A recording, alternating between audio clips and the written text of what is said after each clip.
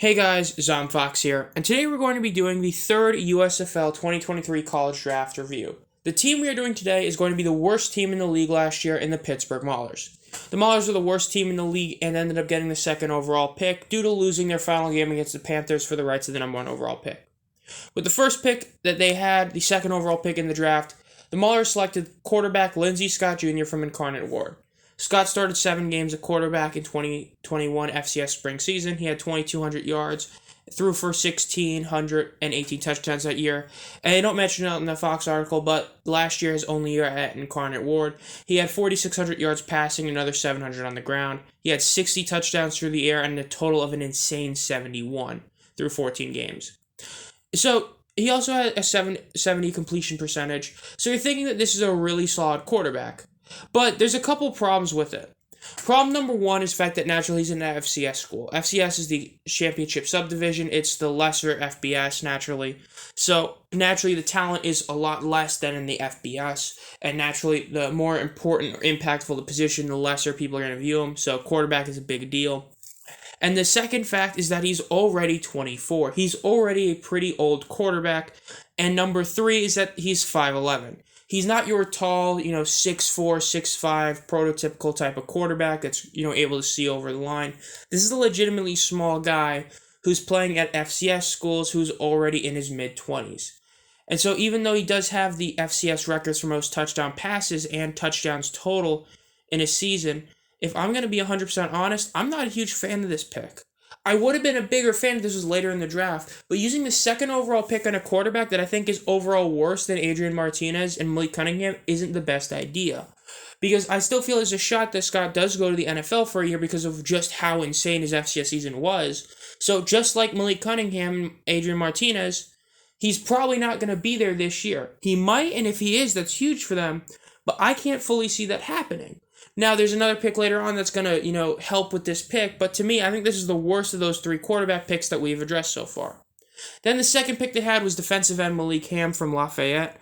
He was the 9th overall pick. He was a Patriot League Defensive Player of the Year twice and Rookie of the Year. He had 32 sacks, the most in Lafayette history. Another FCS guy. You'll notice that with a lot of the picks Maulers had. Naturally, he's a guy in the trenches. I always love when the teams pick in the trenches, though I say offensive line is the better of the two. But still a very solid pick nonetheless. I like this one more than the Scott Jr. pick, so definitely a solid one. Then their third pick was their offensive lineman from St. Francis in Traquan Dorsey. He started 8 games at left tackle in 2021. He won the NJCAA National Championship at Lackawanna College in 22, and then he anchored an offensive line that paved the way for a 9-3 record at St. Francis, as well as a 7-0 conference record. A solid offensive lineman, and actually I think that this is one of the weaker offensive linemen that has been picked by a lot of these teams. It's another guy who's not at, your high-end type of school, but picking in the trenches is always solid. The 4th round, 25th overall pick was Philando Jordan from Southeastern Louisiana, a defensive back. He was Southland Conference, led it in interceptions with 5 in 2019, and then he became the 12th two-time All-American in program history in 2020, where he started all 11 games, and in 2018 he started in 6, and then 2021 he got injured, but he also had 5 career pick sixes as of 2021. So as for this one, this is another one of those picks that I look at and I say, it's a solid pick in the idea that, yes, they are getting someone that has done stuff that is legitimately good. It's just that, again, they're not getting guys who are good at a legitimately great one. This is another FCS pick. So, naturally, with all these FCS picks, there's a much better chance that they play for them this year or next year, but it's not as good as, say, getting a legit great player to come in a year or two like a lot of the other teams are doing. So, again, an okay pick, but still not the best. Then they picked another defensive end in the 5th round from Florida A&M in Isaiah Land. He was a 2022 preseason SWAC Defensive Player of the Year, and then in 2021 he won the Buck Buchanan Award, the FCS Award for Defensive Player of the Year across the FCS. And that 2021 season, he led the FCS in sacks at a really respectable 19, TFLs at 25.5, and was a first-team AP All-American. So again, they're getting a lot of these insanely talented FCS guys. But when you're talking about a league like the USFL, a lot of these guys are still guys who were FBS type of players, guys who legitimately can be on an NFL roster or a practice squad. So, again, this is a pick that's in the trenches, I know, but I'm not a huge fan of picking a bunch of FCS guys. Then we have from the school that now is probably never going to produce a quarterback thanks to how many have busted, Nash Jensen from North Dakota State. Offensive lineman, 6th round, 41st overall pick. He started 41 games at left guard from 19 to 2021, blocking for a rushing attack that was second in the FCS, averaging 280 yards a game in 2021. And he was an AFCA FCS All-America second team in 2021.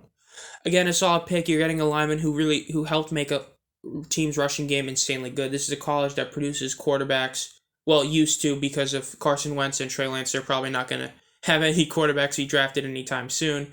But definitely a decent pick. I think this is a pretty solid one overall. I guess that's basically all there is to say about him. A really solid offensive lineman.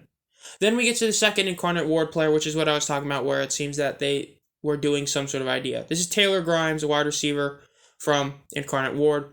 He had 87 receptions, 1,145 receiving yards, and 16 touchdowns in 2021. He had 6 games totaling over 100 yards in that, and 3 games where he scored 3 touchdowns or more. In 2022, however, he did even better, having an extra 100 receiving yards and having 15 touchdowns receiving, and he was Southland Conference Newcomer of the Year in 2021. So naturally, the idea is that they get both Scott and Grimes to be on the team, get a really good quarterback-receiver duo. The only problem is if one of them doesn't come, then that kind of changes the idea, and you're having to just rely less on this teamwork and more on the person actually succeeding. So now I think there's a much better shot that Grimes does play for them this season, but overall, I like the idea. It's just I'm still not a huge fan of how early on they pick Scott.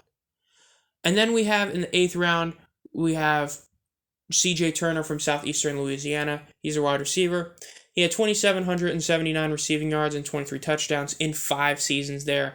He was the first team All-Southland in 2021, and he finished the program's top 4 in all-time receiving yards, receptions, receiving touchdowns, and 100-yard receiving games. Again, another guy who's not from, a huge school or anything, a receiver, just another solid one. I'm not the biggest fan of it, and especially considering that they keep on getting a lot of receivers. It's just, I'm just not the hugest fan of it overall. I think there's some of these things that just could have been, a bit better, I guess. I don't know. And then in the 9th round, they picked Jacob Slade from MSU, which is finally, a legit big school at Michigan State, and then defensive lineman. He was a 4-year letter winner at Michigan State. He played 42 games with the Spartans, where he started 26. He had 88 tackles, 11.5 TFLs, 4 sacks, 4 pass breakups, 1 fumble recovery, and a blocked kick. I really do like this pick. I think this is one of their better picks in the entire draft this year. You're getting a guy that is a legitimately good player, someone who, played at a pretty big school, who himself probably won't be, this top pick at all in the NFL, so he might even be able to be playing this year or next year. So that's always a very solid thing to have happen. But we don't know for sure. He's probably going to be playing in the NFL, but it's definitely one of those things we got to see for sure. I mean, he was a second team All Big Ten one year, if I'm not mistaken, as well. So this is definitely a very smart pick. This is one that could definitely really be helpful if he, is able to come in the league in a year or two. And the last pick was punter Ethan Evans from Wingate. He was a first-team All-American honors from the Associated Press in the D2 CAA, while also picking up first-team All-SAC and All-Region accolades. He helped lead the Bulldogs to a historic season where they won 11 games and also went to the national quarterfinals for the first time in program history at the NCAA D2. Now, here's my biggest problem with this pick in particular. This is not like the Korzak pick the Generals had, where they picked the best punter and said, well, if we get him, it's huge.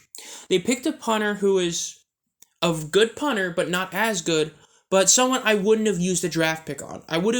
I'm honestly saying that this is one of those picks where if you're going to pick this guy, I would have rather them just say screw it and pick Stetson Bennett for the chance of it might work out.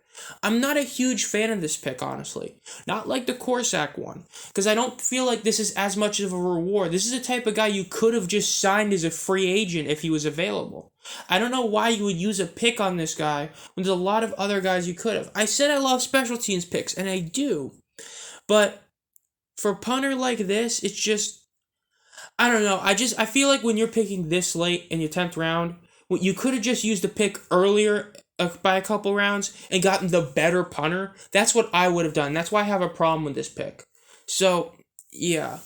So, in terms of how I think the Pittsburgh Maulers did, I'm gonna be honest with you, I think this is a pretty poor draft for them. I don't get the idea. They picked a couple receivers, a few defensive linemen and stuff like that. It's just my problem is they picked so heavily in FCS. You've got one real player from a legit top school. I mean, arguably NDSU, some people would say is, but I'm not a huge fan. I know some people will love the Lindsey Scott Jr. pick and say that for a spring league is going to be great. I just think that what you could have gotten in the second round, like a Malik Cunningham or Adrian Martinez, you should have done that instead. Is my thinking of it, but. I mean, I don't know. I'm just not the biggest fan of it. Now, I'm not going to say that we're a terrible draft because the idea of Scott made a lot more sense once they drafted Taylor Grimes. They did get a couple offensive linemen. They had overall 4 guys in the trenches, 5. So half their draft were in the trenches. But honestly, I don't really think this was that great a draft. And if I'm going to be honest, I think that their last pick in Ethan Evans was a pretty bad pick when they could have just used the pick a couple rounds earlier for, the best punter available in this draft. So, I don't know. In my opinion, I think that this team deserves a C-. I can't go to D because I don't think they did that poor because they did get half their draft picks for guys in the trenches. I would have rather seen 3 of the 3 be offensive line rather than defensive line, but they still did a decent job. So I think a C- is a fair grade for them. I wasn't a huge fan of some of these picks, honestly. And I know that might be controversial, especially Lindsey Scott, but that's just my thinking. So if you guys like this, make sure to subscribe and hit the bell. We still have 5 more teams to do. So naturally, those will be coming up in, the next week and 2. In the next couple weeks, they should all be done. I have a playlist for all of them in my channel. And as always, have a great night.